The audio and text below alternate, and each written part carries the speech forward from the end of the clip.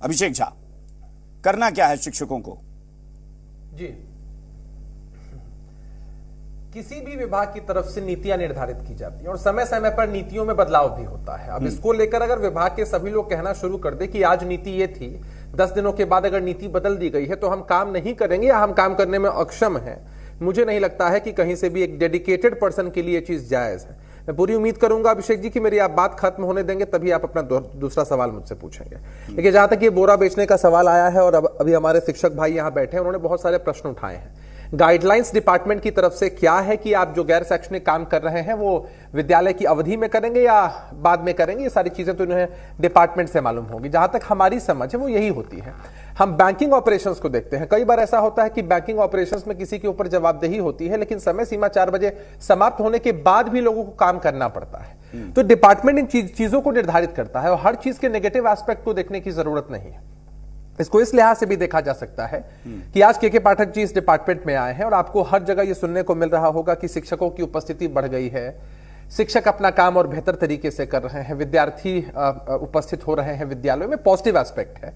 अब ये जवाबदेही भी इनके ऊपर दी गई है तो प्रश्न उठ सकते हैं, इससे हम कहीं इनकार नहीं करते हैं कि अमुक राशि ही क्यों तय की गई या किन किन समयों पर कौन कौन सा काम करना है, उस पॉलिसीज को अच्छे से आप बता दीजिए ताकि शिक्षक भी अच्छे कोऑर्डिनेशन के साथ अपना काम कर सके।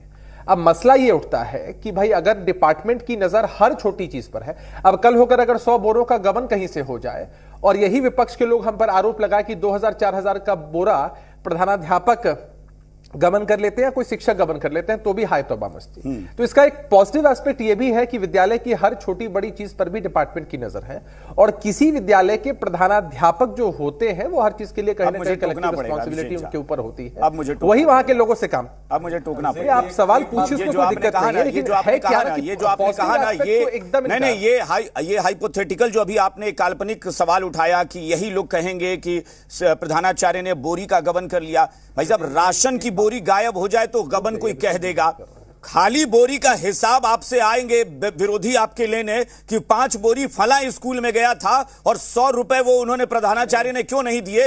ये हाइपोथेटिकल है। ये दिमाग में जो बहुत ज्यादा जब खुराफात चलता है ना तो इसी तरह के कीड़े काटते हैं दिमाग में। अभिषेक जी, नहीं, होता क्या है ना कि अभिषेक जी आप अच्छे हैं, आप अच्छी नियत किसी चीज को लेकर के रखते हैं, लेकिन बिहार के साथ एक बहुत बड़ा दुर्भाग्य है कि यहां तो विपक्ष ऐसा है कि 10 रुपए की बिहार के साथ सबसे बड़ा दुर्भाग्य ये है ना, दुर्भाग्य ये है कि भाई सरकार भले ही पार्टियां बदल गई हैं, सरकार एक चल रही है और दुर्भाग्य ये है कि शिक्षा विभाग शिक्षा छोड़कर बाकी सब पर ध्यान दे रहा है। आपने अभी बैंकिंग का उदाहरण दिया, बैंक का एक उदाहरण दिया। मैं एक छोटी सी बात आपको बता दूं, बैंक का आपने उदाहरण दिया, बैंकिंग सिस्टम को आप भी बखूबी समझते हैं कि बैंक में ना जब बजट वगैरह का या क्लोजिंग जो एनुअल क्लोजिंग होती है ना, मार्च क्लोजिंग जिसको बोलते हैं, वो जब टाइम आता है तो बैंक में 12 बजे रात तक स्टाफ काम मैं बता रहा हूं आपको, मैं बता रहा हूं, मैं आपको हर दिन का भी बता रहा हूं, हर दिन 2-4 घंटे, हर दिन का मैं बता दे रहा हूं, मैं हर दिन का बता दे रहा हूं ना, हर दिन का बता दे रहा हूं कि 3 बजे या 4 बजे तक जब पब्लिक ट्रांजैक्शन का वक्त होता है ना, उसके बाद वो क्लियरेंस में जाता है सब अमाउंट, तो इसलिए टाइम लगता है।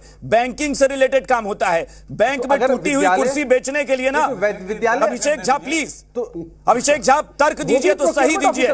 बैंक की टूटी हुई कुर्सी बेचने के लिए मैनेजर साहब को नहीं कहा जाता कि शाम के 5 बजे के बाद बैठिए। नहीं, तो प्रोक्योरमेंट ऑफिसर होते हैं, प्रोक्योरमेंट ऑफिसर होते हैं, संबंधित अधिकारी होते हैं। करिए ना दूसरा आदमी, कबाड़ी लेने के लिए भेजिए किसी को, गैर शैक्षणिक व्यक्ति को ट्रक से। अरे भाई, हमको लगा कि हम इस तरह से इस्तेमाल करेंगे, इसमें आपत्ति कहां है? बिल्कुल आपत्ति है। आप प्रधानाचार्य को कहेंगे कि बोरी बेचिए बैठकर, करने में अगर क्रियान्वयन में दिक्कत होगी तब ना। बिल्कुल गलत है यह फैसला।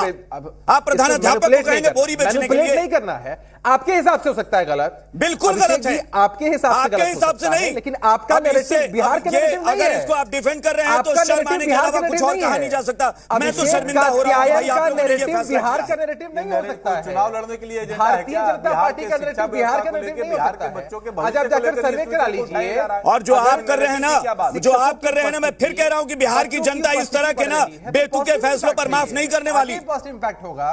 अभिषेक जी, जिनके राज में ना आपसे पूछकर बिहार की जनता वोट देगी, ना इनसे पूछ के बिहार की जनता वोट देगी। सुनिए, नहीं, आपके इस बोरा बेचने वाले फैसले पर वोट करेगी, आपके बोरा बेचने वाले फैसले पर वोट करेगी आपको ना बिहार की जनता। अभिषेक झा, पुल पानी में बोरी भिजवाइए, कुछ वहां पर भ्रष्टाचार पर कोई विषय नहीं है, 2-4 हजार को लेकर लोग हंगामा